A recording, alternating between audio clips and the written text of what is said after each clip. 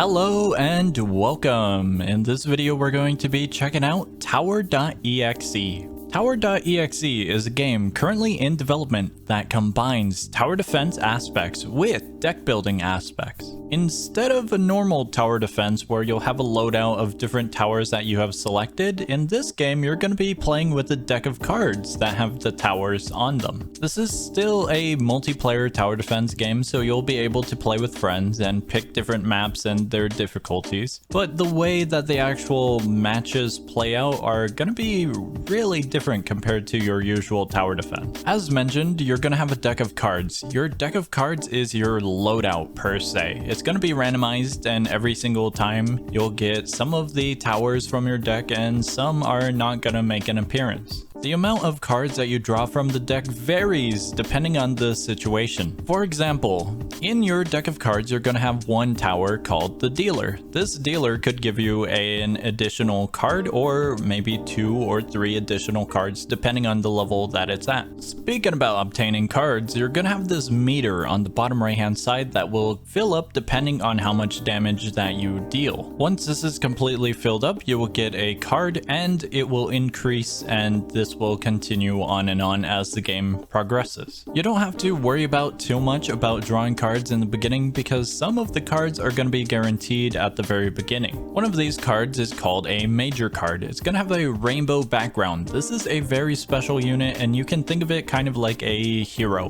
Additionally, there is a spot inside of your deck of cards that is a guaranteed first card all the time. If you go into your loadout for editing the deck, you can find this near the top next to the major card. On the topic of loadouts, you're able to purchase new cards from the shop and rearrange your deck how you see fit. Maybe you don't want this card to be so common, replace it with something else. However, at the time of recording this, the game is still very new and there's only a handful of towers that you can choose from and edit with. Despite the small amount of towers in the current game, each tower is very different. Some towers will begin with seeing invisible units and some towers will have no cost, while other towers will be hard hitting and high damage outputting, and others will fill in the gaps where it's needed. On the topic of needing towers, you're going to need to know how to place towers during a match. In this game, there's no real currency system. You don't earn any money after killing or damaging a tower. Instead, you have to sacrifice your own towers to purchase new towers or to upgrade currently existing ones inside of the map.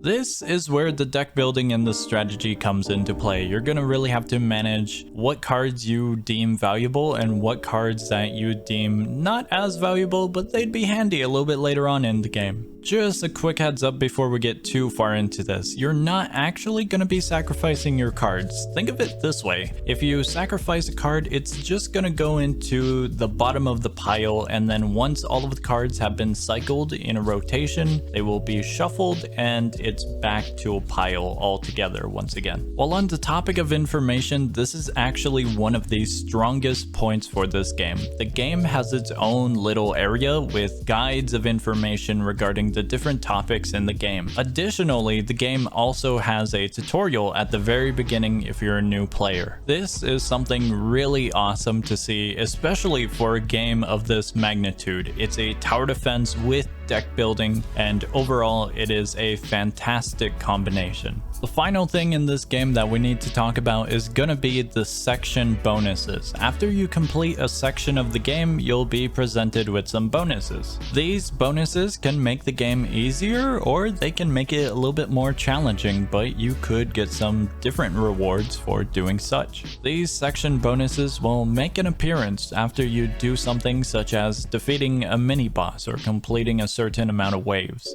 If a mini boss sounds difficult or progressing very far sounds difficult as well, don't worry. In addition to your towers, you also have some abilities that you can use. These will cost points as well, so you're gonna have to sacrifice some towers to use them, but they can be very beneficial. And that is everything for this video. Just as a quick reminder, this game is in development, so don't expect too much as of currently. There's only like 2 maps and 7 total towers, so this is still a very new game. Otherwise, I hope this video has helped you find an incredible new game to look forward to. I hope you enjoyed this video, I hope it was informative, and I will see ya.